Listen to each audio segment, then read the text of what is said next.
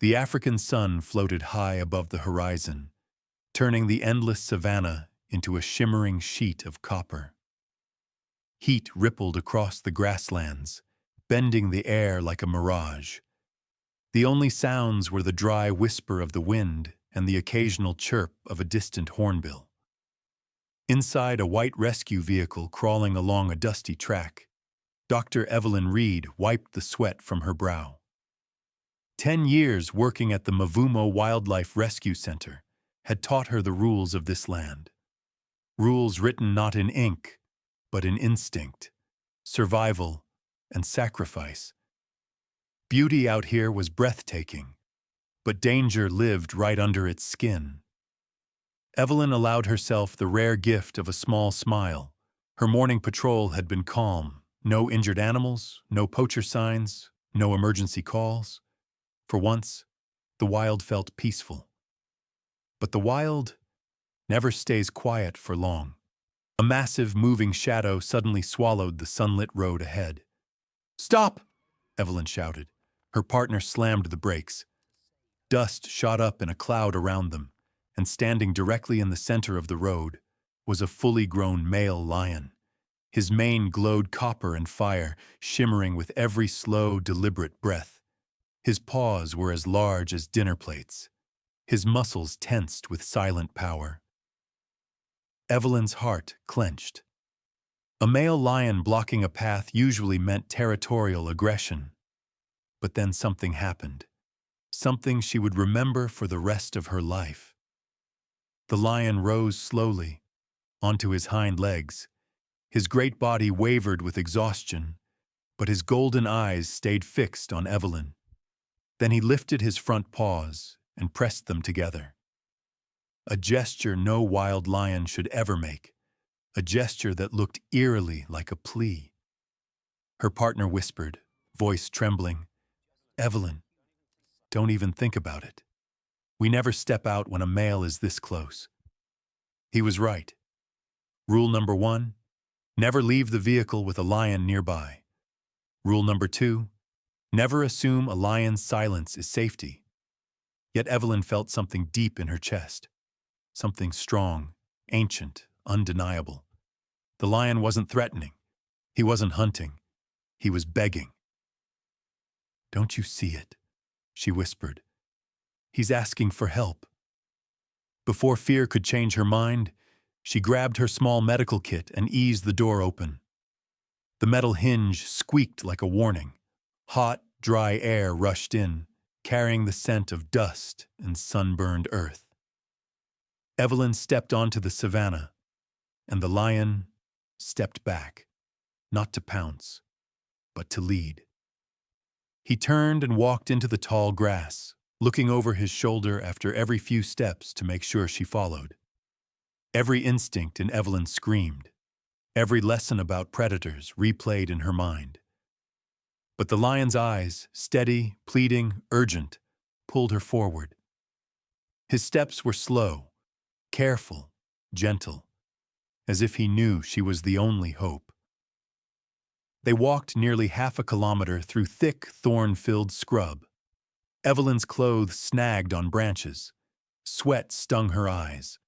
The lion's massive form moved ahead like a golden phantom, guiding her deeper into silence. Then he stopped. Under the shade of a gnarled acacia tree lay a man, face down, unmoving. Evelyn's stomach dropped. "Ranger Kai," she gasped, one of the most experienced rangers in the reserve. His patrol radio crackled weakly beside him. She rushed to his side, all fear of the lion evaporating in an instant.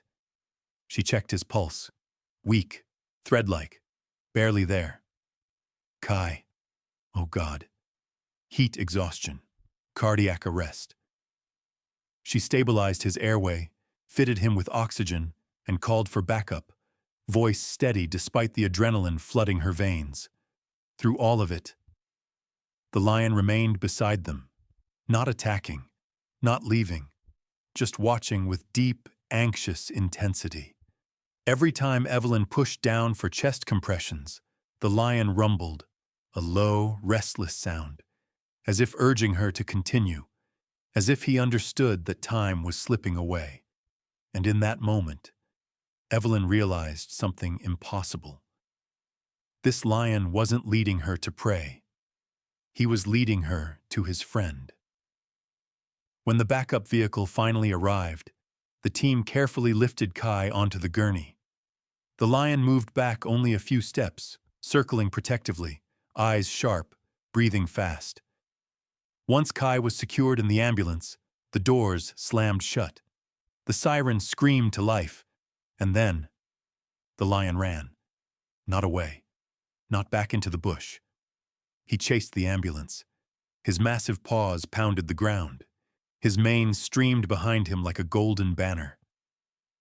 Dust rose in clouds as he ran beside the vehicle, stride for stride, refusing to fall back.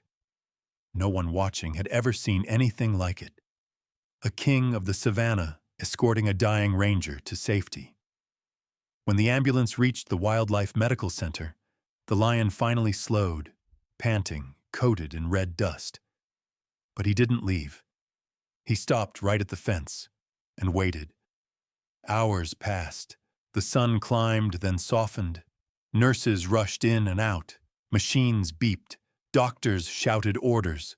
Still, the lion stayed, as if keeping vigil. Inside, Evelyn and the medical team fought to bring Kai back. Every second mattered.